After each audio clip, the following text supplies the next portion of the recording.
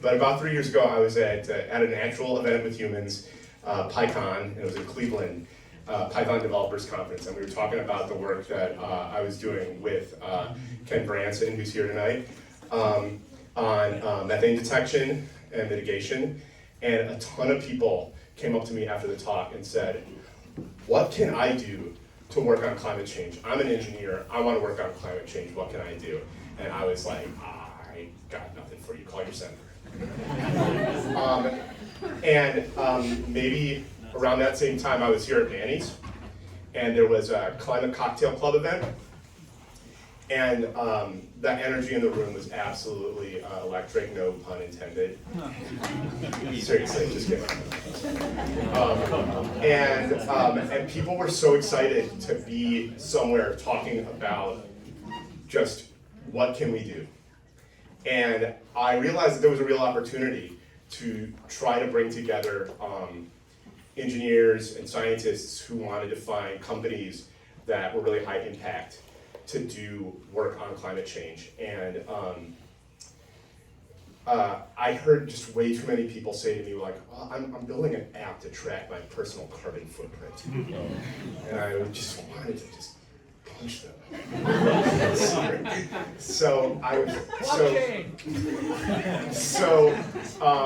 My background is as a physicist, and I really love really hard problems that like cut across a bunch of different things and verticals and ways of thinking and paradigms. And climate is just absolutely, without a doubt, the challenge of our generation. I really wanted to put on events where we could bring people together, like that event that I was in. And then unfortunately the world rebooted. And while the world was rebooting, we spun up CTAN and we did a bunch of online networking because nobody was networking. And we were trying to get people connected with jobs and companies and figure out like what's going on, what can we do, what's going to actually push the needle forward. Push the ball forward, push the needle to the right, whatever. So what you are here at tonight is an event that I've been working on for 2 years in my brain. And I want to genuinely thank every single person who's here tonight for being here. It's just incredibly exciting for me.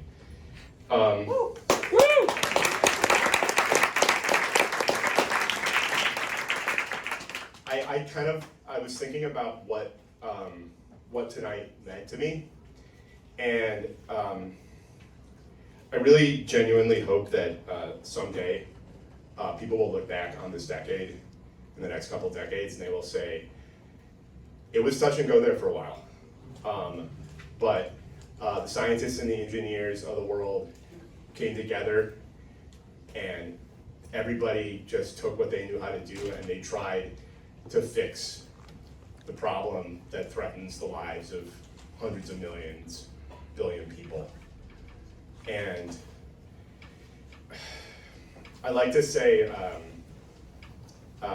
the great sage Rabbi Tarfon used to say that it is not your responsibility to complete the work, but neither are you at liberty to abstain from it. And to me, what that means is that as long as you are trying to do work, the problem is of such a great magnitude that it's hard to conceive of what you individually can do. But as long as you are doing something with your work, with your labor, that pushes us towards a better future and away from a worse one, then you are doing something important. I want to thank a bunch of people, so I'm going to run through that. I want to thank Brian Berg, our moderator, who is here this evening to run the show after I hand over the microphone very briefly. I want to thank the panelists, Adrian, who I met at Witnesses of Climatology, and Annie. I really wanted a job at Foreign Energy, but I was super into their product, and I reached out to some people there when I was putting together this panel on energy storage. Anirag, where is our third panelist? Can you come here with?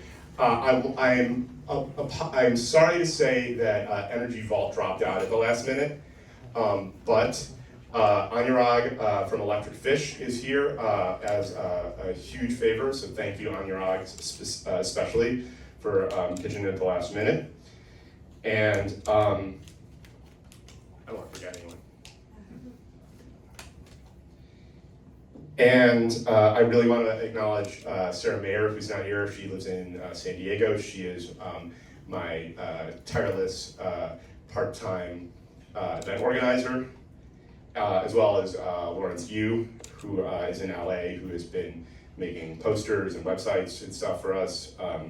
Albert Zhang and Tyler Rudolph, who've been here helping us set up the cameras and the greeting station. All these guys are just pitching in for free. Not Sarah, but Sarah I pay well. But these guys are pitching in for free because they share the vision, and I really, really appreciate that. And finally, I want to really thank my former colleagues at Kairos Aerospace for the support of CTAN, their sponsorship of CTAN, and this event would not be possible without them. And before I turn it over to the panel, can you hold this for me 1 second? I'm going to put a brief slide up here because I am a physicist and I want to make sure that we are all on the same page about energy storage. There's basically a couple simple things that you need to keep in mind.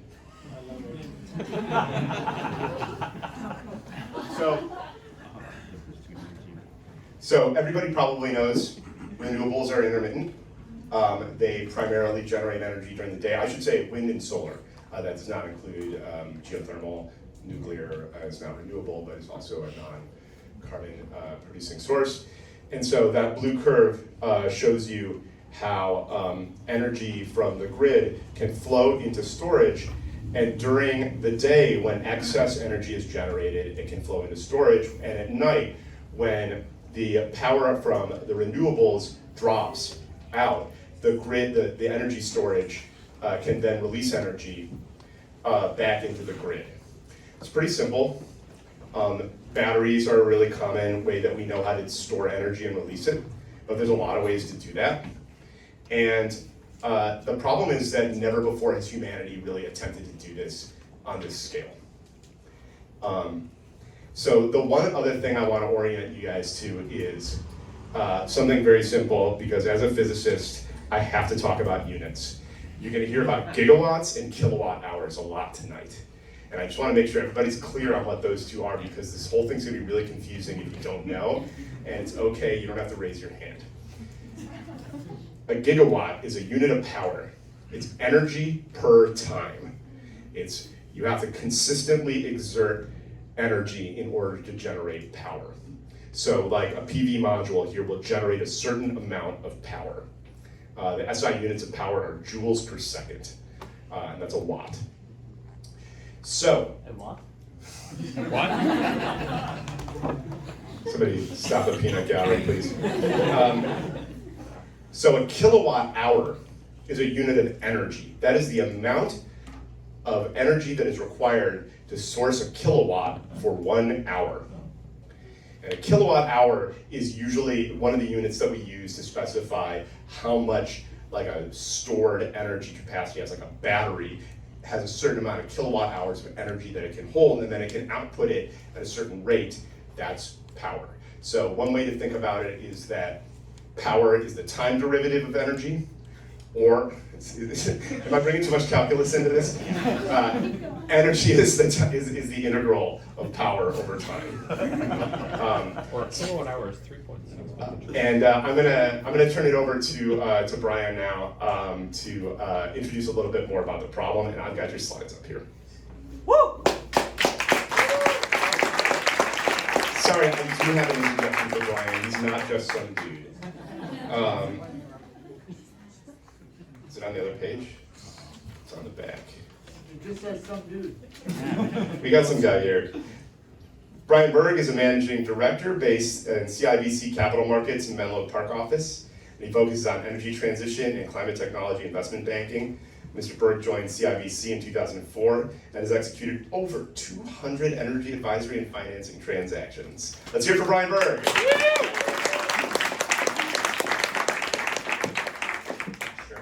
Thank you, Matt, and thank you, Climate Technology Action Network, for this event. I think it's going to be a great discussion. I will only go through a couple slides Matt asked me to prepare before getting into the discussion with our three amazing panelists and some really incredible technologies and businesses they're developing. So just briefly, next slide. I love to see slides like this. Net zero transition is accelerating. We'll talk more about why energy storage is such a critical part of this ecosystem. But here we show progress that's been made in 2020 into 2022, whether that's countries with net zero commitments, emissions covered by these net zero commitments, corporations with net zero commitments, and financial commitments to net zero. Financial commitments one is the one that makes me happy.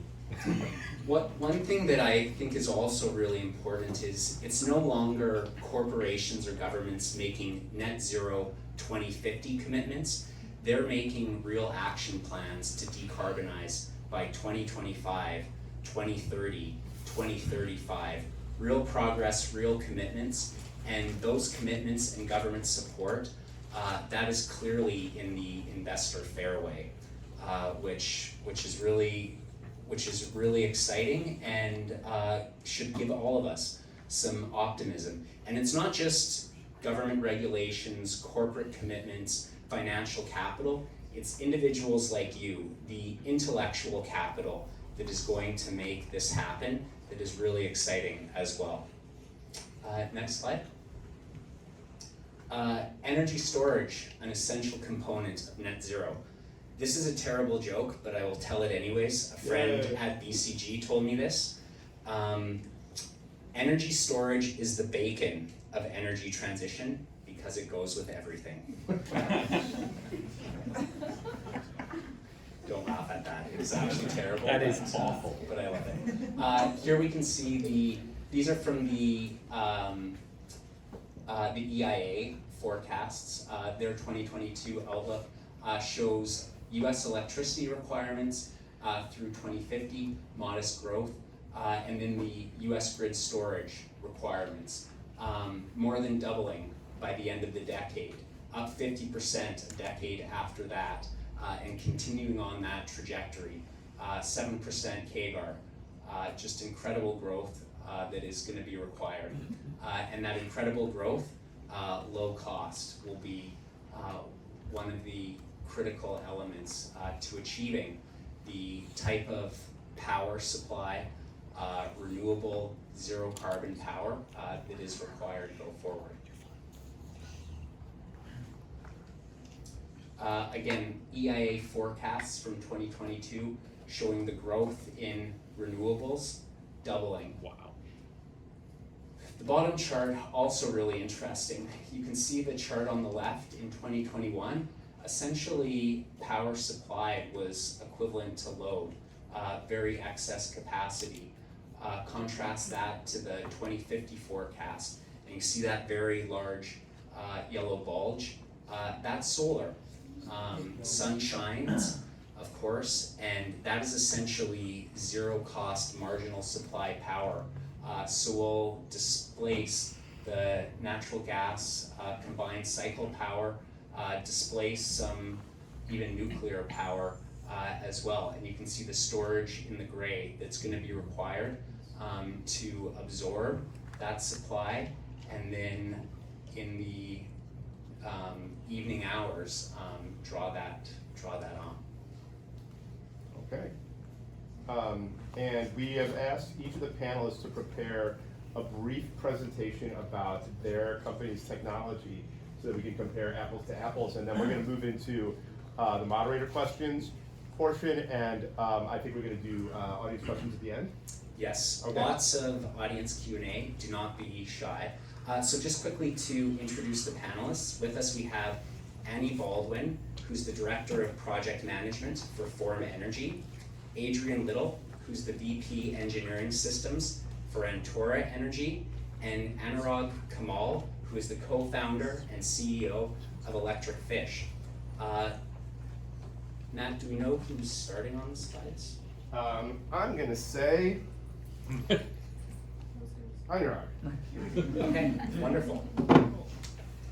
A lot of picture has been painted about renewable energy already. You need to build a lot of storage to just offset the intermittency of renewable energy.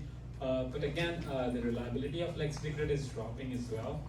Yeah, as you might know, if you live in California, even EV charging just takes away the power which our grids carry.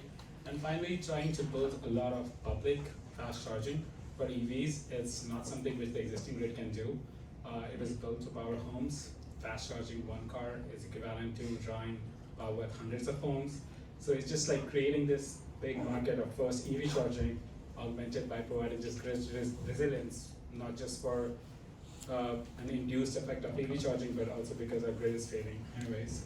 So to capture this big market, which stands at roughly $250 billion by 2030, there are three key approaches which we can take. First is to make sure that each of the deployments of assets make quick ROI. Second one is to make sure that we can integrate in very grid constrained locations, not fight with the utility, but just like work with them. And finally, trying to bring an experience to EV users, which is like gasoline. Not that you spend long hours or go to a specific place to charge your car. So that is why we're building a solution. Next slide, please. So our solution is to build a network of these devices. These are microgrids, microgrid batteries built out of lithium-ion batteries right now, which are integrated with extreme fast vehicle chargers. These can deliver 170 miles of range in just 10 minutes of charging, which is almost at par with gasoline vehicles, but they still work with existing electricity grid that is a low voltage one, which is readily available at a convenience store or a shop. And we can also provide backup power to the grid, providing it resilience, that is participating in demand response services or eliminate a feeder in case it's out. We need to get some approvals from the utilities to do that as well.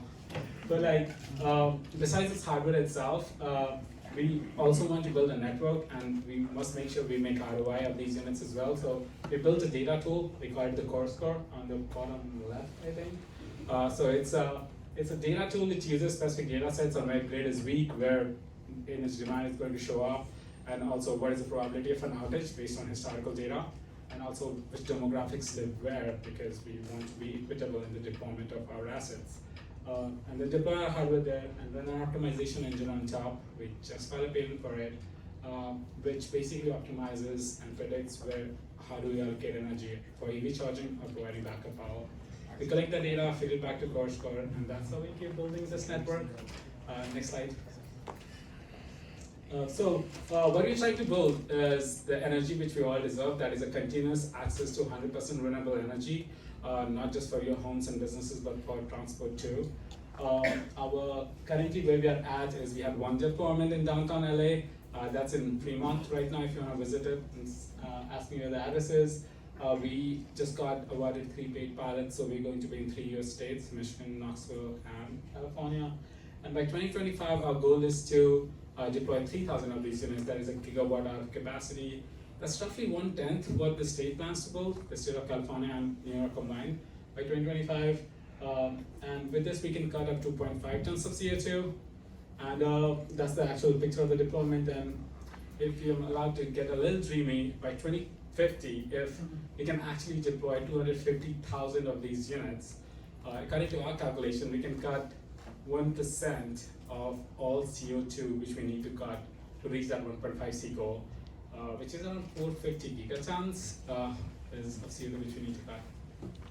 Cool. I'll pass it to. And so the thing I want to draw everybody's attention to, the thing I've asked speakers to do, which I hope everybody's going to do here, is $490 per kilowatt hour, 1 gigawatt. So what we want, one of the things that we want to do here is think about what the strengths and weaknesses of some of these technologies are, sort of when we talk about them. And I think it's interesting to look at comparable numbers amongst them because they have different strengths and weaknesses, and we can understand some apples-to-apples comparison on the numbers. So. Like just because Matt mentioned it, I have to say, the $1,000 per kilowatt hour, our goal to reach 460 by 2025. It's not just storage itself; it's all the power electronics which goes around it, and also the data and just the intelligence tool itself. the numbers next to the difference. And let's put up form energy. Annie? Thank you. It's, again, just such an honor to be here, having worked in the climate space for over a decade. So hopefully, I'm really excited to share a little bit more about form, and definitely come grab me afterwards if you want to learn more. So I just want to start with the problem, because that's how form started, which is looking ahead, and Matt and Brian painted this really well. How do we build a deeply decarbonized, renewable, and affordable, and reliable grid? All of those things together. And when you think about that problem, you have high penetrations of renewables, so lots of wind and solar, but the networks and what's happening on the grid looks really different than what we have today. You'll have multiple days where the wind doesn't blow or the sun doesn't shine. So you need a new class of storage technologies that can really deliver that reliable capacity, that kilowatt hour we were talking about before, over multiple days, and also at a very, very low cost. So when Form got started, we actually spent a lot of time modeling these deeply renewable grids and really optimizing and understanding what are the characteristics of storage that you need to solve that problem. Next slide, please. So what we landed on was an iron air battery. We are a reversible rust battery. Basically the thing and what we use to store and release energy is rusting and unrusting iron.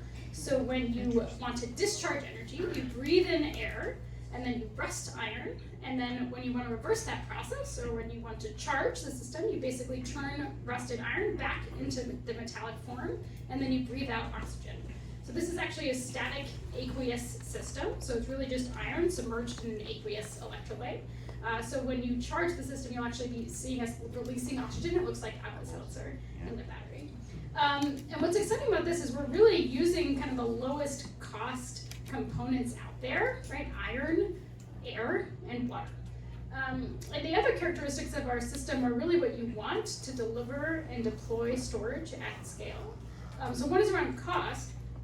The goal, and what's most important if you're looking at a storage that lasts over multiple days, is that you have a very low installed cost. So that $1 per kilowatt hour is very cheap. At scale, we're targeting sub $20 a kilowatt hour, all in installed cost. And really we're able to achieve that because we're able to use a very low cost form of iron, which is readily available in the steel supply chain today. So every time you want to add capacity, every time you want to add kilowatt hours, you're really just adding additional iron, so it's very low cost.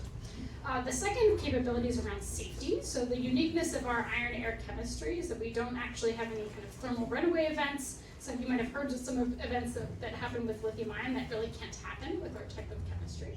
The third is around scale. So iron is actually the second most mined and most globally abundant metal in the world. So we can scale this not just to the US, but really all around the world. And then the fourth is around durability. So one of the reasons we selected iron air is there's been a lot of research done and developed on the iron air chemistry. It's actually been around since the 1970s, but no one's really used it for this particular application. So there's a lot of data showing that we know that this battery can last for a very long time, and you can cycle it plenty to meet our application. But now we're basically taking those same principles and then using it for very low cost. Next slide, please. To give you guys a sense of what this will look like in the field, so our first product is an 100-hour battery, and we plan to deploy that at many hundreds of megawatt scale, so similar to the scale that you have today for coal and gas plants. What those systems are made up of are what we call enclosures. So these are the factory assembled systems of all of our battery modules. These are basically shipped and installed direct to site. And those are on the order of tens of kilowatts. So you'll have many, hundreds of those enclosures in a single power plant. Within that, you have the battery modules. That's basically our DC building block. That's at the kilowatt, hundreds of kilowatt hour scale. And then within that is that core electrochemical components, that battery cell that includes the anode and electrodes and then the electrolyte. So just to give you a sense of what this will look like eventually, hopefully it'll be on the order of tens of acres, really just covering the world with a very simple and not very exciting thing, basically to replace all the coal and gas plants. Next slide, please. So we're also kind of talking about where we are in the development process. What's really exciting about Form is when we started back in 2017, we really originally thought, hey, this is a very long-term problem, like high penetrations of renewables. That's a 10-year problem. Instead, what has happened is the market has moved much, much faster over the last couple of years. So we're really heads down on basically finalizing and building up and deploying our first commercial scale project. That's with Great River Energy. They are a co-op in northern Minnesota. And they were one of the first people to see this problem that I was talking about. What happens when you don't have coal or gas plants on the grid? In their territory, they're basically retiring their last coal plant next year in 2023, and they were looking for a replacement to serve that reliable capacity. So we'll be doing the first 1.5 megawatt scale project in end of next year.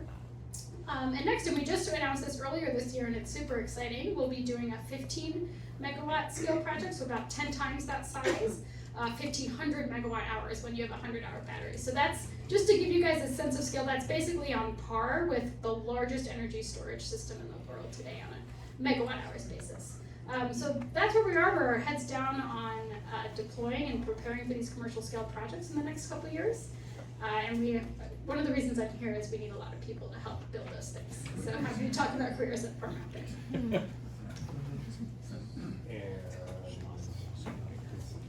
this, oh, there. Great, so I'm here to introduce Antora Energy. Putting it in context with these guys here on the panel, we are a long duration grid scale energy storage technology, but a slightly different animal from these other two. We take electricity from the grid to heat giant blocks of graphite up to 2400 degrees Celsius, no problem. And then later, when we discharge our battery, we take that heat and we convert it either into heat or power, so this is a CHP system. In order to make first revenue for our company, we are focusing on decarbonizing industrial heat, starting with low temperatures around 10 bar steam or 300 degrees Celsius. But we do have the potential to produce heat up to about 2,000 degrees Celsius if we want to decarbonize, for example, the mining industry or the cement industry, for example. That being said, we have a really nifty thing called TPV, or thermal photovoltaics, which can take photons and convert them to electrons just like solar panels do, but we do that with our hot system. We convert heat directly into electricity without spinning bits like you might see in a gas turbine. Next slide. Is that more efficient? It has efficiency that's comparable to a gas turbine, which is also very exciting. And there's a recent Nature paper that came out if you want more details on that. So in terms of why we're focusing first on decarbonizing heat in the industrial sector, we can see here that a big chunk of emissions from industry or in the world are from industry, and hence why we're targeting that market first. Go ahead next. And so here, this is just kind of summarizing what I said there. We can take electricity into our system from any source, whether that's grid, wind and solar, whatever. We heat our system and then we discharge as heat or electricity. And so, this is just kind of fun infographic here. All this, these are solid graphite blocks. These are the things in our system that we're heating to 2400 degrees Celsius. And what you see in this picture is 1 gigawatt hour of energy storage. And so, what we're trying to get at here is working with materials that are almost literally dirt cheap and using that as our thermal storage medium. And that's how we can get down to our low costs for our system. So this is where the fun part is, getting a little bit into what the technology looks like. You can essentially think of our system on the left here as a cavity built of solid graphite blocks. That's the hot part, getting to the 2400 degrees Celsius. And we have a small hole or a cavity in those blocks. And what that does is that hot cavity radiates to this kind of aperture at the top here, which is our power module, and that's where we place our TPV. And so one of our systems is basically something roughly the size of, 1 or 2 shipping containers full of graphite blocks, and they're all radiating to this power module. In the middle here, we have a prototype system where we're working on some component de-risking. And then on the right is hot off the press. This is our prototype system detailed design, and we are hoping to break ground within the next couple of months. And so getting a better idea of what the actual product will look like. On the bottom right here, you can kind of see an artist's illustration of what 1 megawatt, 100 megawatt hour installation would look like. And basically what we have is what we call a hallway, or a building block that can be extended to match customer demand in terms of power. So in that specific image that you can see, what is that, 6 different hallways or 6 different modules. Our first site is going to be in Fresno County, a little bit of a drive from here. We're going through details of putting that on the ground. The TPV technology is really the core of the interesting part. It's basically a derivative of solar PV panels, and also fresh, hot off the press here, no pun intended. You can see there in the middle, we're actually doing tests of these TPV modules where we're converting heat directly to electricity already with very compelling efficiency metrics on par with what you see with heat to electricity conversion efficiencies with gas turbines. And also, I got to put in a plug here. We are also hiring, so please come talk to me afterwards. Kind of going back to if you want to get involved in climate and energy, this would be a great way to do it. So, thanks. Okay, so let's have some fun. That's great. Thank you so much, Adrian, Annie, and Anurag. So I'll start with a few questions, and then we'll get into the audience questions very shortly. Can we get Adrian to give her cost figures? I think we missed hers. Great question. Adrian. Yes, I would say it's in the $50 per kilowatt hour range, so significantly below lithium-ion batteries. Okay, thank you. So I asked this question to each of the panelists. What's the biggest challenge to scaling your technology up to grid-level storage? Well, we were already talking about this before the panel, so I'll go ahead and get on my soapbox again. So, as I said, depending on how I count, I've been in 2.5 early stage energy startups. And the roadblock that we keep running into is we've been on the whiteboard, we've come up with a conceptual design, we know what we have to build, and we're getting the parts, but we need to find a site to build the first thing, or first of a kind plant. And often one of the roadblocks is finding that site, finding a fire marshal that's willing to work with us, finding a city municipality that's willing to work with us, who's willing to help us get permits, who can get rid of the roadblocks. And finding that first site where we can build the first thing is actually the hardest part. And this can actually take like 1 to 2 years to figure out. And if you're an early stage startup in the energy space, that's going to kill your company. You're gonna burn through all of your cash before you get to that point. So this is actually a big roadblock when trying to prove out any of these kind of capital intensive energy storage projects. Annie.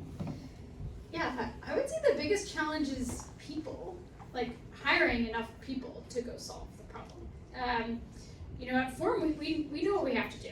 We know what we have to do. We have to scale up, we have to build up our manufacturing, finalize design, and really just meet market demand. So we have very aggressive manufacturing and scale-up plans, but that won't just come if we sit here. We need to hire a lot of folks. And that's what we're really looking for, is people who are willing to get in, solve the hard problems, be willing to basically just do whatever it takes. And that's why we're hiring all across the board, all kinds of folks on the hardware engineering, software, business, supply chain, all across the board. If we can meet our hiring plans, then I know we can go out and deliver on that entitled promise. But that can only do that with the best-in-class folks. So for our case, it's not really a technology risk per se. We're using lithium-ion batteries. They're pretty agnostic to what chemistry or what technology which you use. We try to use zinc as well. It just needs to be energy dense because we're deploying in dense urban communities. We have to make sure that the system is safe. I echo all the concerns which Adrian said. It's very difficult to work with fire marshals. Especially if you're trying to deploy at a gas station. The question which they ask is pretty ridiculous, which is real actually, because you need to collect your lithium-ion batteries. There's no better way to quench your lithium-ion batteries still. You just let them burn, that's the best way currently. You're just making sure that for us, it's the challenge more is proving the unit economics of the model. Also getting good people so that we can package everything together. It beats competition, works with all EVs all the time, and has all the compliance required to work with the grid. You can't energize the grid if the grid workers are working on it. It won't be safe.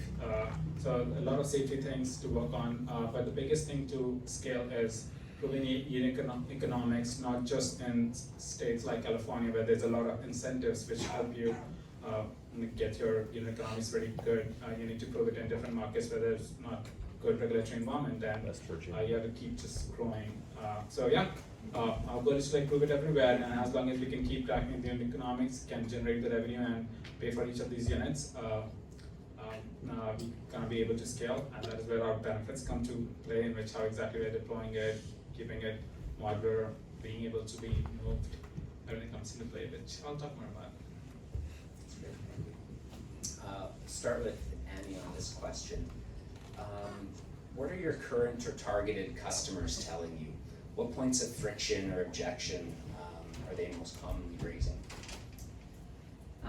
Mostly, can you scale up to meet the demand is a common one, right? I mean, they really see this as a replacement for their retiring coal and gas plants. And you'll see that a lot of utilities in their forward planning, their integrated resource planning processes are saying, we need this new form of clean capacity, and they have to actually have another firm replacement to do that. So they're basically hoping and asking that we can meet the actual demand that they're requesting. Adrian? Sorry, can you repeat the question one more time? Just when you're speaking with current or targeted customers, what are they telling you? What points of friction, objection? So again, we're a slightly different animal in the fact that we produce both heat and electricity. And so, when our product team is going through the customer discovery process, a lot of the customers are actually saying, we have options for decarbonizing our electricity in our whatever industrial plant, blah, blah, but we actually have zero options for decarbonizing our heat.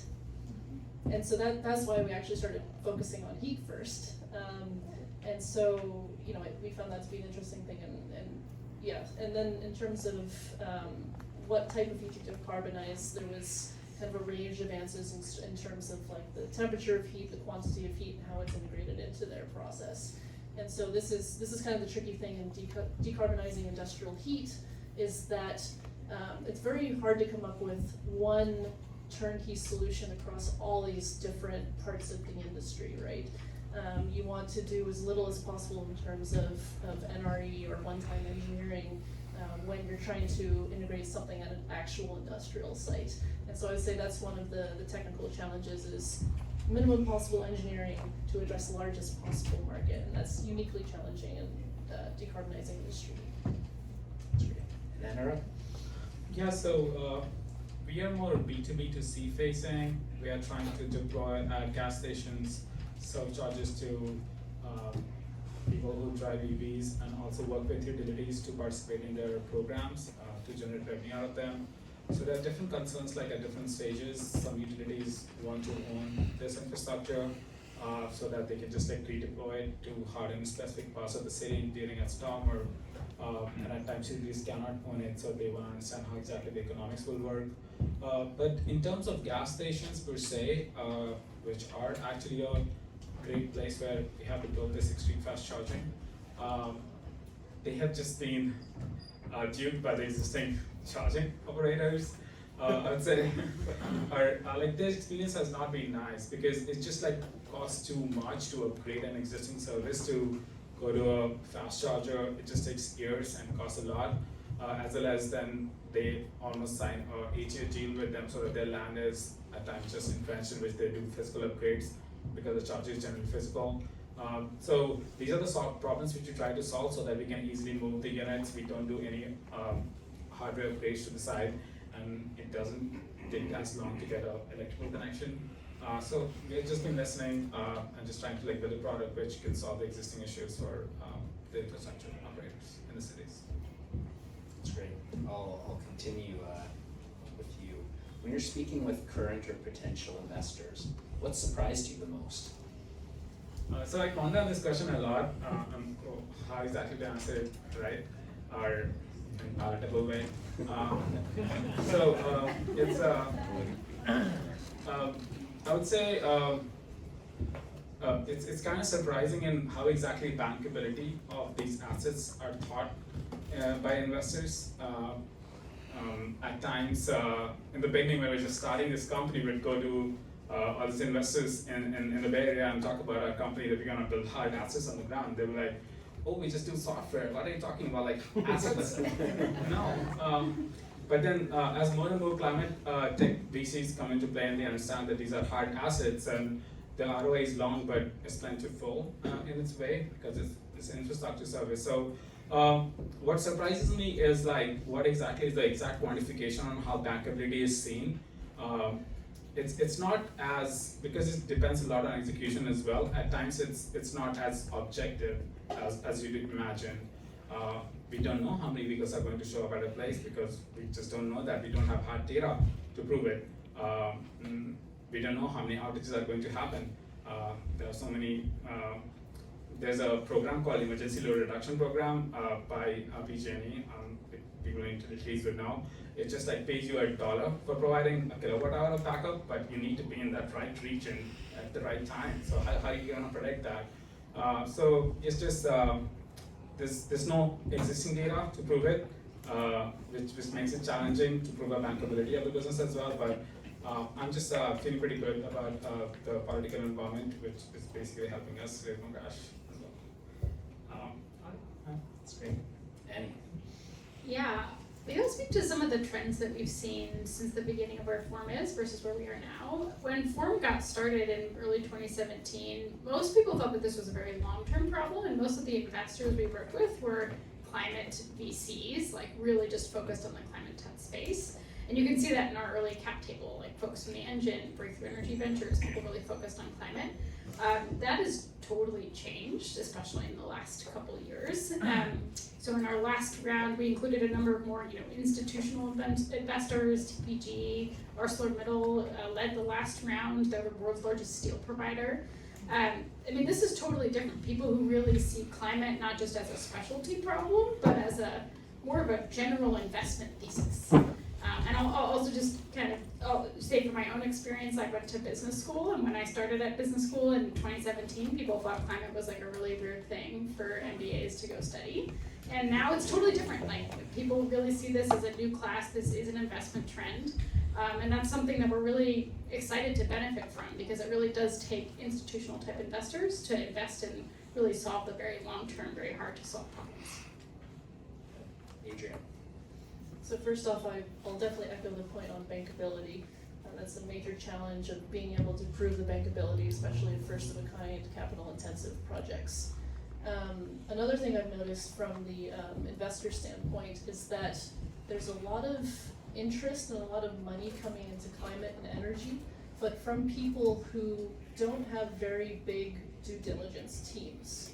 So the intention is good, but the ability to execute is a little shaky. And so this is actually it seems to be a gap in the investment community of expertise to appropriately allocate the dollars to good technologies, ones that actually make sense and things like that. And so, there's a few different individuals, groups, things like that are trying to fix this problem and are trying to basically better advertise expertise of communities to essentially advise these investors so they can make better investments. So I guess my surprise has been lots of interest, but not a lot of good maybe decision making from various people. But anyway, so yeah. I think that's a great point. There's a big difference between investors that can lead around versus participate in a round, and who has the technical expertise or just capacity to do due diligence right now. And I just want to cut in for a moment and say, that's literally the reason why I wanted to put together these events, is to broaden people's understanding of the technical issues, to broaden people's understanding of the emerging technologies, give people framework to understand what does a good investment look like, what is better than building an app for personal carbon tracking, how do you even know, So I want to bring together people to talk about those things, so good point. So that we avoid the next WeWork. Yeah. Okay, I'll throw things back to Adrian. How are other storage technologies, whether that's lithium-ion, EV to grid technology, derated batteries, hydrogen. How do you think about that in your type of co-optimization model? Well, Form has a great co-optimization model, but maybe she'll talk about that in a second. So, you know, there are many different energy storage startups, companies, whatever, out there. And, you know, I find when speaking to certain groups, they're kind of like, is your technology gonna be the winner? Are they gonna be the one taking all the market share, kind of this all or nothing sort of framework? But the reality is that storage is actually gonna be a collection of different companies, and each of those different companies is gonna address a subsection of the market. It's not gonna be one company taking the full market, it's gonna be an array. You know, just like any other industry, you're gonna have specialists in kind of different areas. You know, like maybe Antora specializes in the 50 hours, and Form does the 100 hours, and then we have the, you know, demand side thing. You know, so it's, there's many different parts of the puzzle. And so I honestly get a little bit frustrated when people say, oh, do you think hydrogen is better than batteries or something like that? Well, no, I mean, they're servicing like different parts of the market, right? This kind of goes back to finding those good due diligence people being like, okay, you know, this is what this addresses, this is what this addresses, and really what you want is a portfolio that's covering the range of applications for energy storage. I think part of the problem is arguably the energy storage market is nascent, new, early stage, and so the industry is kind of learning at this point what is good for what. And we're finally getting those answers maybe in the last 1 to 5 years. And so we've been wising up recently and now can better articulate this to people who are looking to invest. That's great. Annie, anything to add? Yeah, well, I think that's super well said. Maybe just speaking a little bit about what we do at Form. So that problem of how do you build deeply decarbonized, reliable systems is actually a pretty complex modeling problem. So we actually got started with trying to figure out how do you actually model these dynamics of highly renewable grids? How do you capture for every hour of the year what happens when you have different variants of wind and solar and also all of these different types of assets? And what we're seeing in the modeling is exactly what you were saying, which is it's kind of an all of the above strategy, right? It's similar to what we see today with gas and coal plants, right? You'll have some that act more like a base load, act all around the year. There are others that kind of provide short bursts of power, and basically we'll see the same with storage, right? Some will provide kind of high frequency, short bursts of power, others for very long periods of time. And that's kind of a general thing with climate overall, I'd say, which is it's in all of the above, right? It's not a winner take all, it's not one person dominating the market. It's every market and grid is very unique, and that's why we need all the classes of technologies. Anurag? Yeah, just really quick, we are pretty agnostic to the technology as long as smaller footprint. So very excited about solid state to come, but just echo everybody's words that we just need all technologies. There's place for 100-hour, 50-hour, and a 4-hour backup. Even ultra caps and flywheels are also required for a 15-minute backup, so we need to build everything. Great. Maybe I'll pause. Questions from the audience? Sure.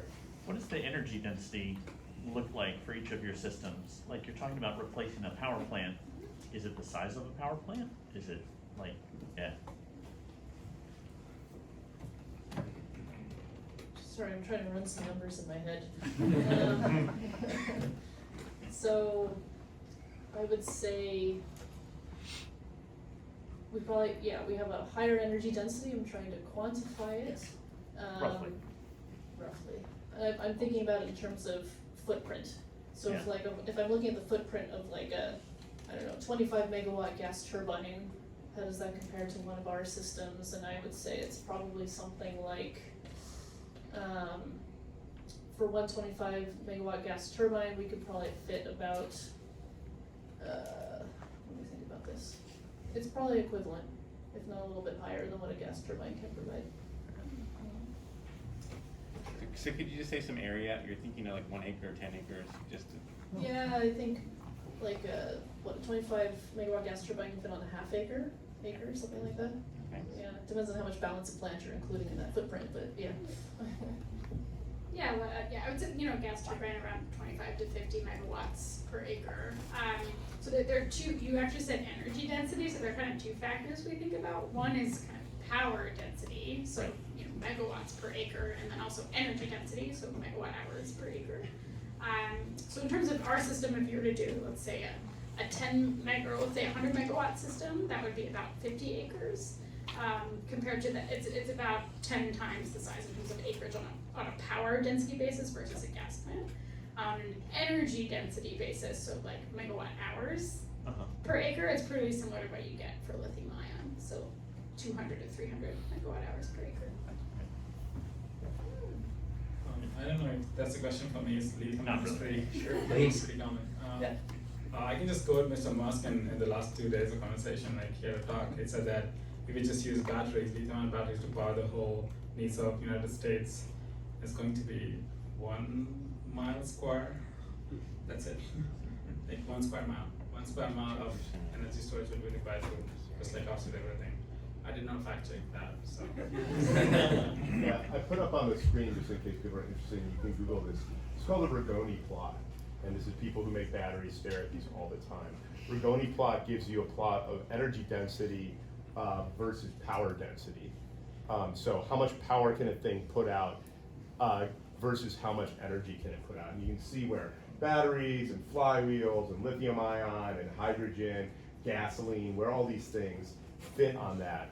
And that's a way of visualizing those trade-offs in ways that are sort of like apples to apples. That's great. R-A-G-O-N, Rigoni. How, I'm sure this is a very obvious thought to some of you, and that is,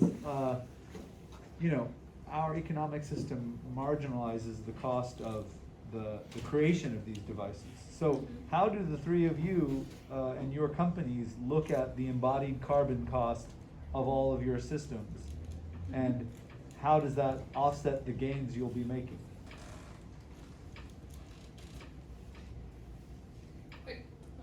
Just so, and you're talking about basically the life cycle emissions Yeah, of the right. battery. Yeah, it's a great question. So this is actually And the life cycle, manufacture all the way through. Yeah, full. Yes, retirement obligations and. Yeah. Yeah, so this is something we think a lot about. There's kind of 2 factors. One is, what is the emissions reduction that we believe our technology can achieve at scale? And then also, like, how do we really decarbonize the overall supply chain of the materials themselves? So when we think about total emissions reduction from, I would say, just general storage technologies, right, it's in the order of like gigaton scale of emission reduction. So to replace every coal and gas plant in the world it's a very large opportunity. In terms of the key components of our system, the most energy intensive piece is actually making that battery grade iron. I mentioned that we leverage the steel supply chain, and this actually gets back to the theme around how do you decarbonize the industrial sector. So it's very hard today, but actually with this format of iron that we use, direct reduced iron, it's not done yet, but the goal is to actually do that reduction process with green hydrogen, so that it's truly zero emissions when you make that iron material. And that's one of the reasons that we're partnering with ArcelorMittal, who is one of our lead investors, is they're actually one of the people at the forefront of this research, which is how do you actually make direct reduced iron from green hydrogen, and then you can get a fully decarbonized system. And it's kind of a really nice circular loop, because if you can use zero carbon electricity grid, which we enable, use that to build hydrogen, which could be totally green, use that to make battery grade iron, and then use that in our battery. It's kind of a full life cycle loop. Yeah, just a question to follow that. What's like the factor of like the carbon emissions you reduce versus the carbon emissions you produce? Yeah, I mean, I don't actually have the numbers right off the top of my head. Yeah. I mean, this is something that we're actually my team is spending a lot of time doing, but it's, Yeah. I mean, it's on the order of, it's a small fraction relative to the total grid emissions, right?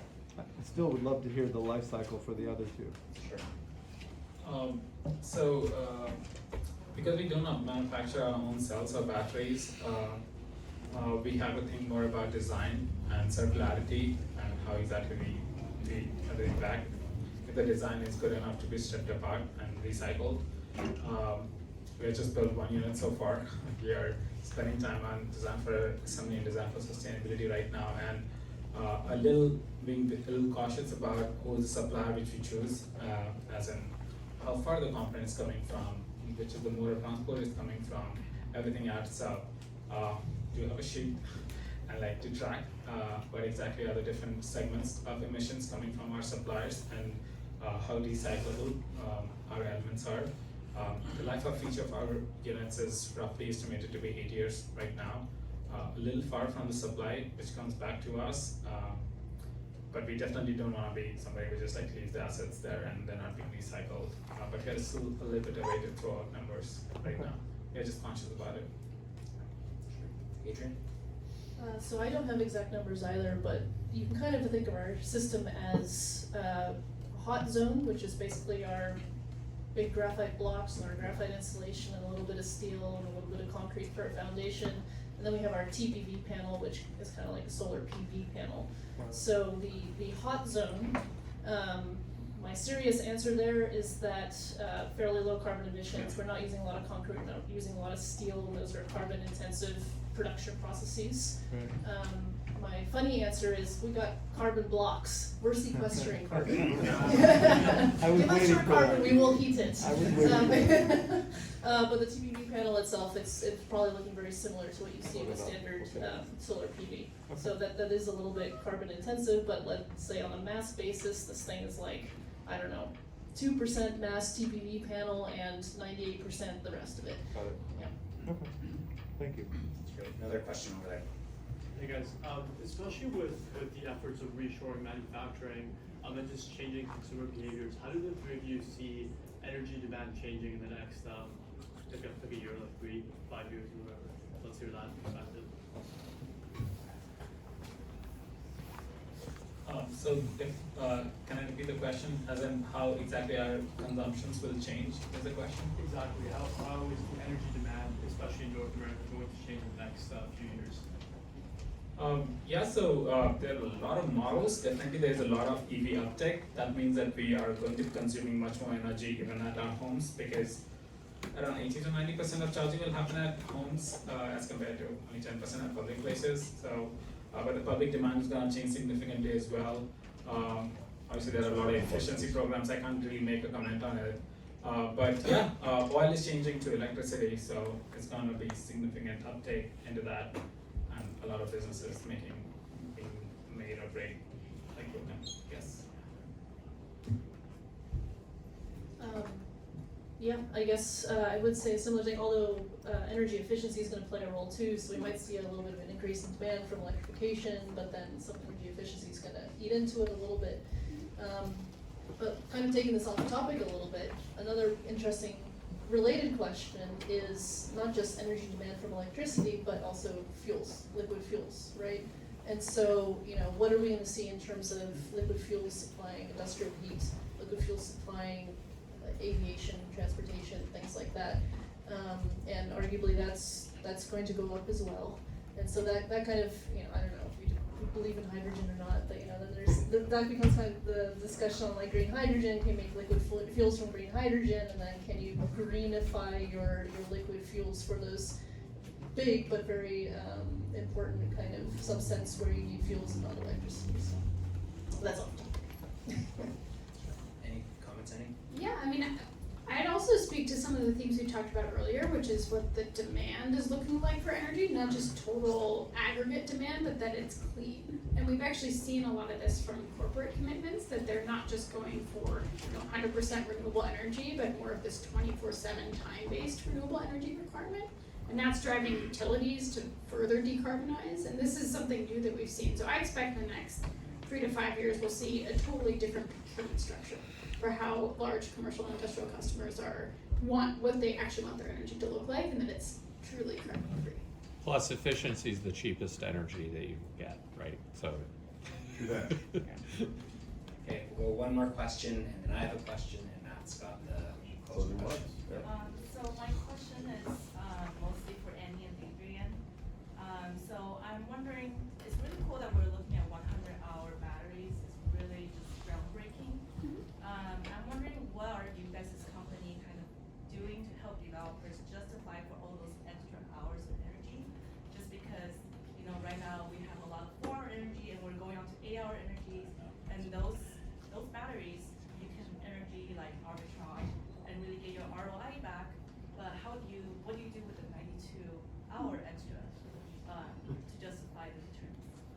That's a great question, thank you. It's a great question. Yeah, this is something we think about a lot, and it just, for me, it really goes back to solving the problem. What's the problem, right? Today, existing market structures are based on compensating things that mostly look like gas plants, right? And then renewables are on the side.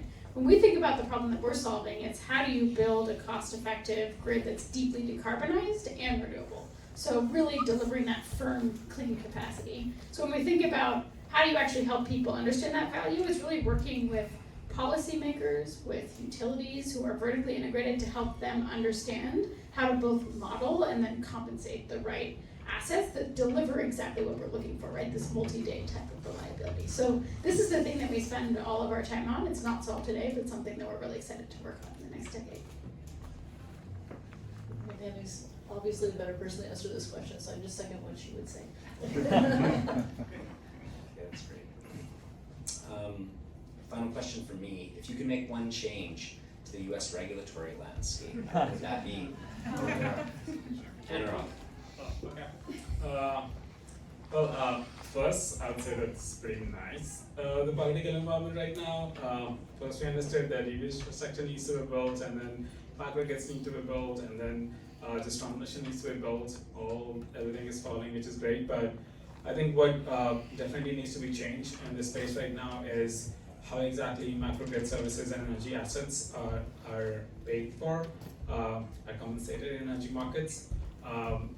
The net metering initiative, famous, whatever you call it, the net metering 3.0 is not the best.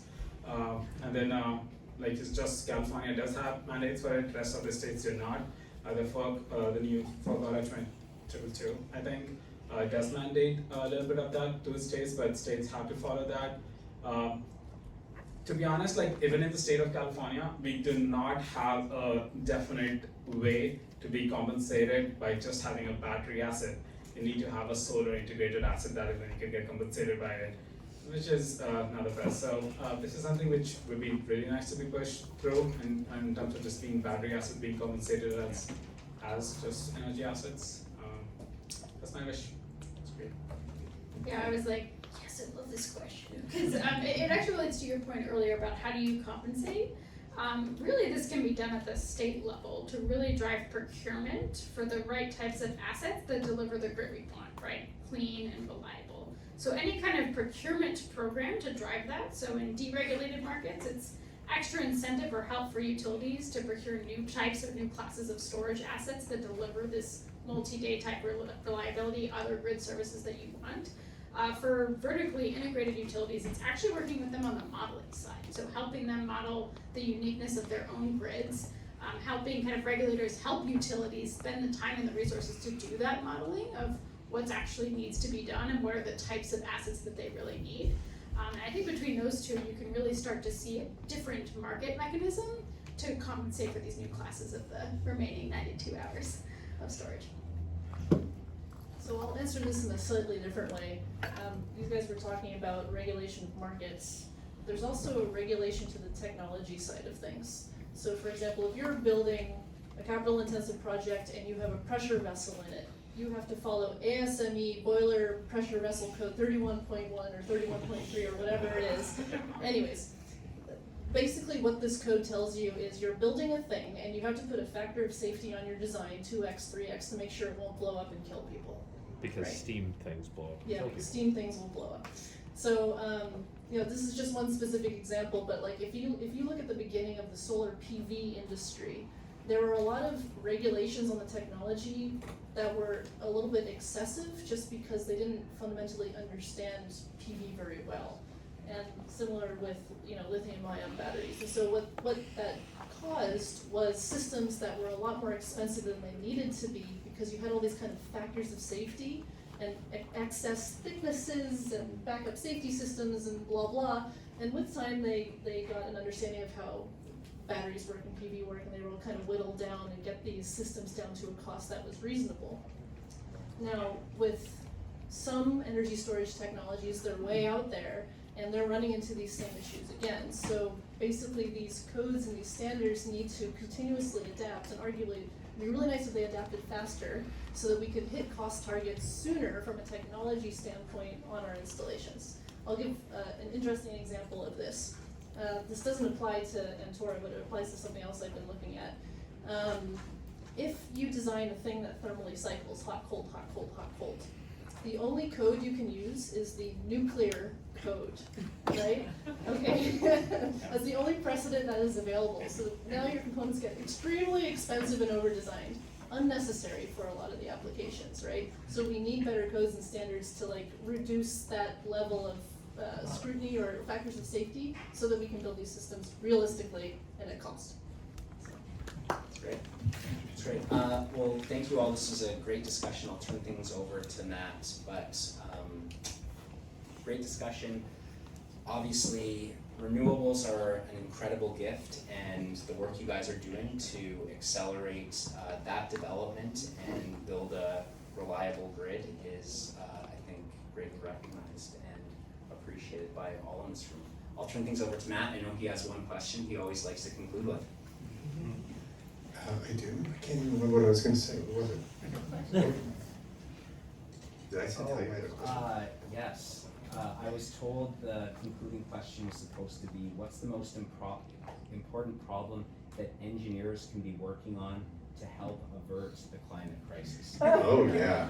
I mean, that's a great question. What do you guys? I mean, what do you guys think? I guess everybody has their biases, but it is a good question. Adrian, what do you think? Well, at least the way I personally think about myself is impact per hour. So I have an area of expertise, and let me talk to a bunch of people that know about climate and energy and say, hey, this is my background, how can I apply it most efficiently to solving a problem? And if you happen to be a non-expert in energy and climate, it might not be obvious to you what you can do with your background in, I don't know, project finance. I'm just picking a random thing. Talk to an expert, and they can probably find a really meaningful thing for you to work on. So yeah, that would be my answer. You can email me. It's really what the organization's here for, is to help cook people up who want high impact jobs with what your skills can do and who the companies are working in that. So. Yeah, I think I'll also offer some encouragement, which is to go work on the really hard problems, and don't be afraid that if it takes a long time, like 5-10 years, like that's okay to invest your time if you can really see the long-term impact. I can just say personally from my own career, I started more on the efficiency side or on the software side, where you can deploy things really fast and see immediate results. The reason I came to Form is because we have this really long-term vision.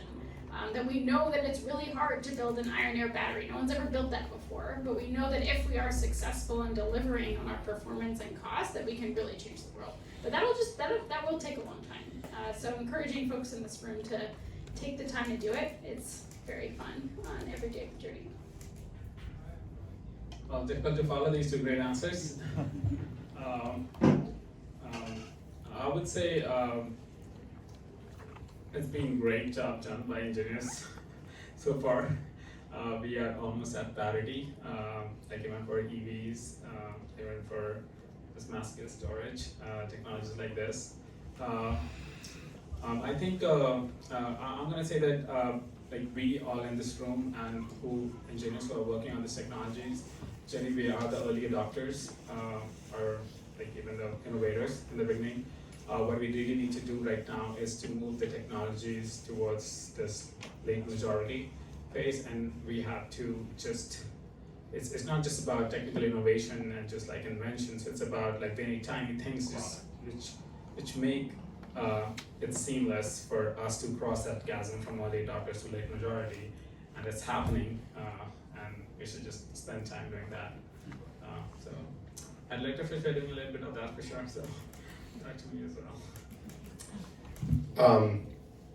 I would like to ask everybody to give a huge round of applause for all of them. For gifting us with their time and their expertise and their passion. I think everybody in this room, I hope everybody in this room is really passionate about this topic, and you can really see the people up here on stage were really passionate about it as well. I want to say happy birthday to my best friend, our photographer, Marina Romani.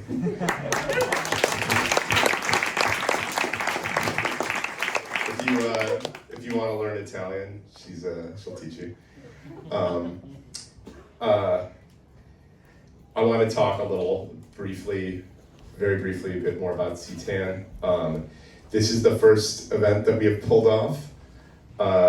It was pretty much a gamble that we were going to be able to do it when we first started planning it. I sort of relied on my not extremely deep knowledge of epidemiology to make a guesstimate that we would probably be able to do this at this point, so I'm glad we're here. We are planning another one of these, probably to take place in September, hopefully here, and it's going to be on the carbon to value market. We're going to be talking to companies like Mars Materials. They want to make carbon nanotubes. 12 wants to make fuels, and Blue Planet wants to make concrete, one of the hardest things to decarbonize. They want to make it carbon negative. We're hoping to spin up a new lightning podcast called Meet the Founder, based on our popular Meet the Founder series of virtual talks, where we get to ask founders for 15 minutes 3 questions, such as explain your technology to my mom, and where'd you get your ideas, and what's your favorite meme? And I want to thank the volunteers again. I want to thank Sarah, can't be here tonight. I'm really hoping to do an event in December, a really big event, but that's I'm not going to advertise that yet because it's still being discussed. And if you like this event, and if you like the concept and you want to see more of them, we do have a PayPal. It's linked on our website. If you would like to become a sponsor, if you have a company, you have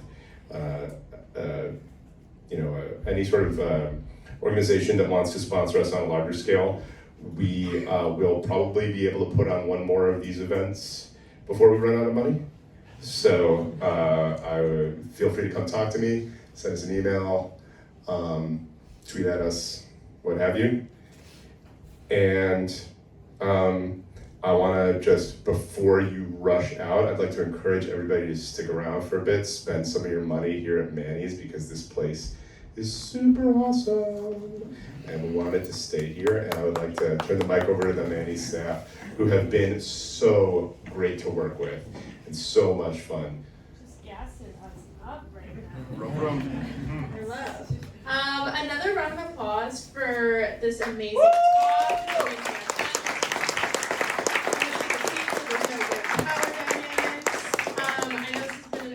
For a long time, so I'm happy we got to see it come to fruition. But yes, how many people in the room, this is your first time at Manny's? Oh my gosh, okay, that's a lot of people, unexpected. Well, if you don't know what Manny's is, we are a civic gathering space. What does that mean? It means we like to say we're the town hall of San Francisco in the Mission area. We host politicians, we host activists, we host discussions. Tomorrow we're having a sign making event for the protest on Saturday from 3 to 5, so you should come. We do a little of everything, but that's not possible without your support. So I know Matt did his sponsorship pitch. Now you're gonna get our sponsorship pitch. But the way we were able to survive the pandemic and keep the lights on and have events like this were through our sponsors. So you can go to our website, sign up to be a sponsor, it's $36 a month. And that means you also get to come to our events for free. We've had Cory Booker here, we've had Kirsten Gillibrand here, we've had up to 12 members of Congress in the last 3 weeks come through this space. And we're planning a lot more events, especially as we get closer to the midterms. So please sign up to be a sponsor, please support Manny's, keep this space alive, keep the town hall square alive for San Francisco. But yeah, just gonna do a quick pitch for our events. Sign making tomorrow 3 to 5 for the Women's March. Our rights are being taken away. Nothing new, but really unfortunate, and we need to do something about it. Yeah, it's the name of the game apparently here in America. But you don't have to bring anything, just bring yourself and good energy. Then Monday we have a town hall about homelessness with the directors who handle homelessness here in San Francisco. Then the following day we have a talk about Asian women in politics, because it's AAPI month and we should celebrate them. But that is all. My one other note is when you leave, Please go out that back door next to the big, large plant that's kind of obstructing, but it's not really. The front is closed. Have a beautiful night, and that's it. Thanks, everyone.